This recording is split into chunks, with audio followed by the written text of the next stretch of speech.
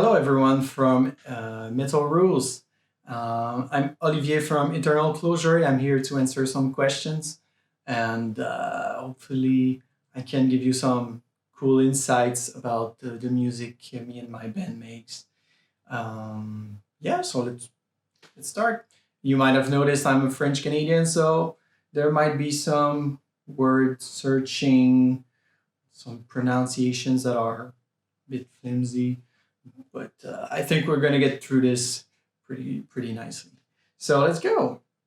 So I guess yeah, introduce the band. So Eternal Closure, we are a metalcore band from Montreal, Quebec, and we like to have a lot of melodic elements to our sound and a bit of progressive stuff too. But at our base, we're kind of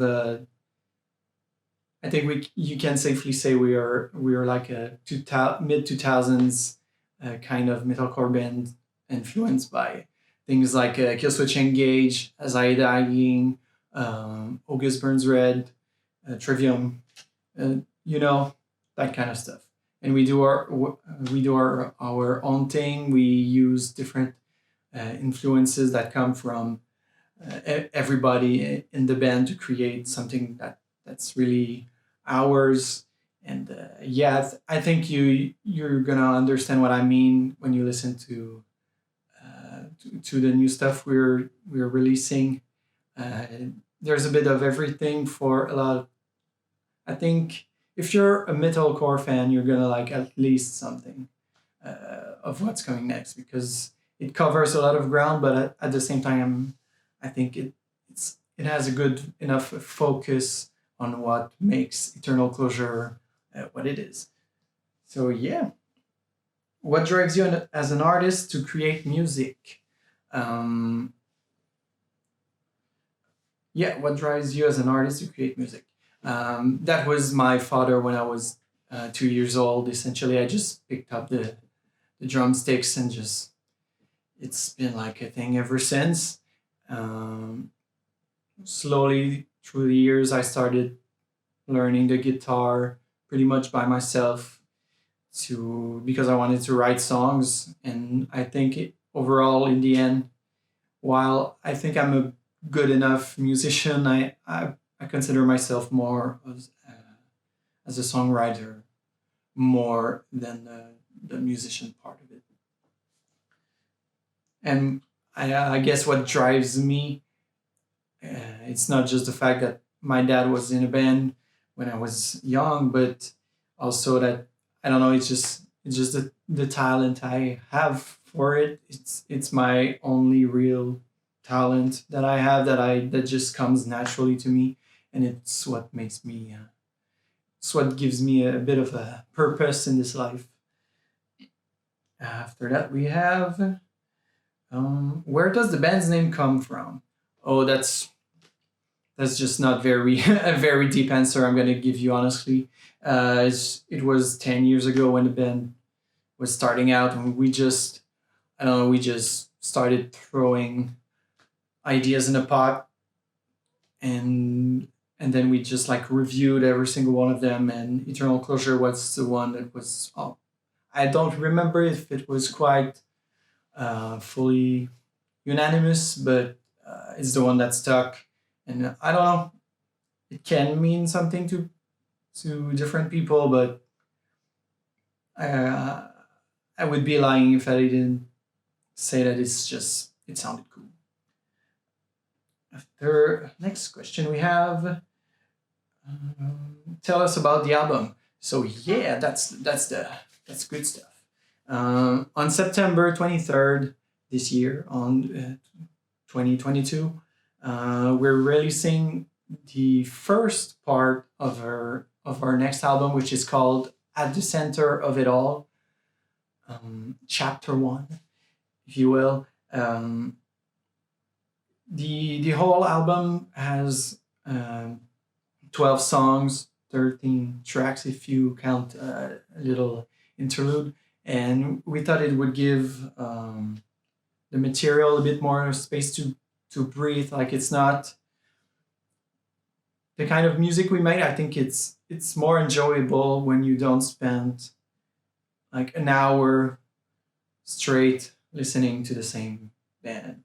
If you know what I mean. I think having like 2 half hours of music that are released a bit apart, I think it's gonna give the songs more a bit more life, and yeah. So there are many little things that change for this album, obviously, because the lineup has changed so very much in the last few years.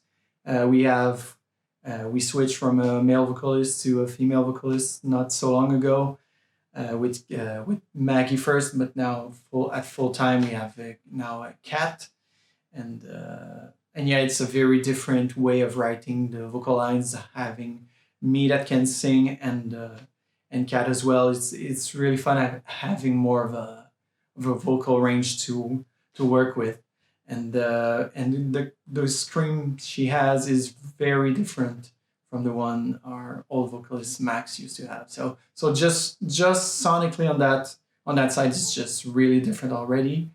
And as far as the rest of the music goes, we now have 3 guitarists, and we have Marine and Phil now.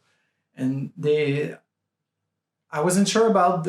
I brought up the idea of 3 guitarists at first, but I wasn't really sure about it. But I really think it gave us more space to work with the songs, like bigger. It forced us to make bigger and better arrangements for the music. It makes it a bit more complete, I think. And they've really been a big help helping me figuring out almost every song. Um, what is the story behind the album cover? Oh, I don't know. It's something that's pretty cool about it. It's that the concept of the artwork is only fully complete when you see the second part, and chapter 2 of the album is only going to be released in 2023, and I'm not we're not quite sure yet when. So yeah, that's going to take a little while to fully grasp what the meaning of the artwork is, I guess. But yeah, it's just pretty. Um, are there any new albums that have caught your ears? I am I'm sort of blanking at the moment at which albums came out in 2020, 2021, and 22. The last few years have been kind of a big blur. Um, but what I could appreciate is that many bands um, picked up their pen and started writing a lot more during the pandemic, and it gave us many more more big albums from big bands. I feel they just had more time. They weren't touring, so what you gonna do? And I think one band that fully capitalized on that side of things was Trivium. Um, they essentially released 2 albums during the pandemic. I think the what the Dead Men Say was written probably and probably recorded as well before the pandemic, but it was kind of cool seeing a band go so hard during that time and just release all this stuff. It was really nice. And their last album they released is just it's one of my top albums of the whole pandemic thing. I really liked Spirit Box, their first album.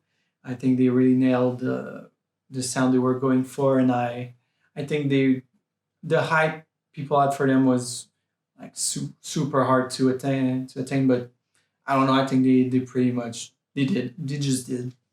Um, as far as albums that I know that came out in 22, there was Shadow of Intent that was a really strong one at the beginning of the year, and I think also Between the Buried and Me released Colors too, which is it's just cool.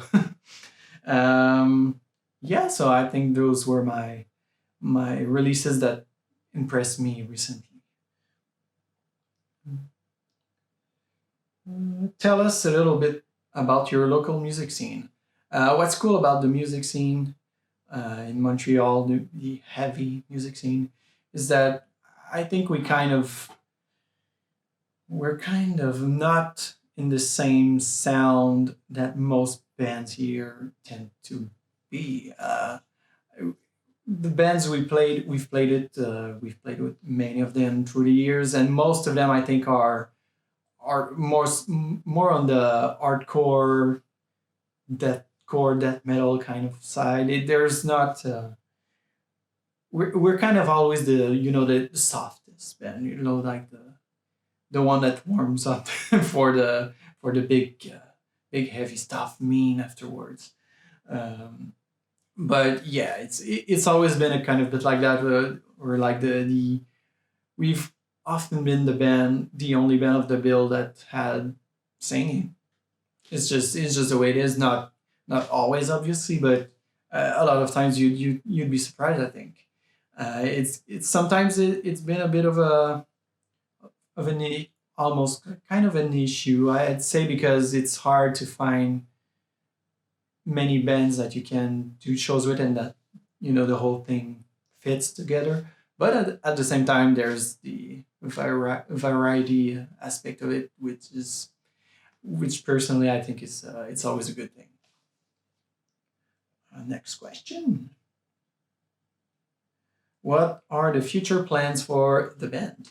Um, I don't know if I have a super creative answer to that question or something that people haven't heard before. It's just it's just what we want to do full time. It's we don't I don't feel like anybody in the band has like this rock star goal. I think we just want to be able to do it full time and play music in front of people and record albums. It's kind of, at least for me, it's the dream. I don't need dimension. I just need music. And another question. Oh, I think that's the last one. So tell us, why does metal rule? And if you think it doesn't, then why are you playing in a metal band? Well, I've known quite a bit of band members from bands that don't really like metal and just don't listen to metal much. So I don't know. I think you don't necessarily have to love metal for to be in a metal band. I think if you're good at something and you like working with certain people, go ahead. There are styles of music that I don't enjoy that much, but I don't know. I'd be open to have a project probably in some genres that I'm not as used to. It's just fun. But yeah, metal does rule. It's what I listen to, and what pretty much everybody in the band listens to for most of the time. I don't know. I love writing music, and then I find a riff that just gives myself the one to headbang, and just me and just the stank face. When those moments happen, it's just like I know that what I'm doing is genuine and it's not forced. And you might think that's weird, but I some bands some bands don't listen to their own music much, and they think it's weird. I'm the opposite. I always love re-listening to my music, especially the old stuff, because I can see how much better I've gotten through the years. And yeah, if with Eternal Closure, if you look at the first EP to now, it's not even close. And when I listen to old stuff that worked, I don't know. I don't know. I love the music I make, and I don't think why. I think it's weird for bands to not listen to their own music, because I don't know why. I don't know. Don't you like the? I guess I said you can not like the music you make, but I don't know. I do, and I think it's less weird to like the music you make. That's how I'm gonna phrase it. So yeah, thank you very much. I think I didn't miss a question, and yeah, listen to our please listen to our singles that we've released so far. Practice what you preach, and exiled. Oh, I just realized I went over a question that I saw. Sorry. Um, it was about the lyrics. Yeah, yeah, yeah. The lyrics for the album were um, there's a, it's not a concept album, but it has a central theme to it, kind of. It's about it's about the title of it. Really, it's at the center of it all. But it means at the center of like everyone else in society, but at the same time at the center of like you and what goes on within you. So it's about um, it's clearer in my head than the way I could phrase it. I think, but it's like the reconciliation between what the problems and goods in society are and the same thing within you and how you reconcile both of them. I think that's the way to approach the overall theme of what my lyrics were about on this album. Of course, there are two songs that were not written by me, but they still kind of fit that whole thing. So yeah, yeah. I think now that's it. I think I've answered everything. Hopefully, you've found something cool, interesting about what I've said, and yeah, thank you.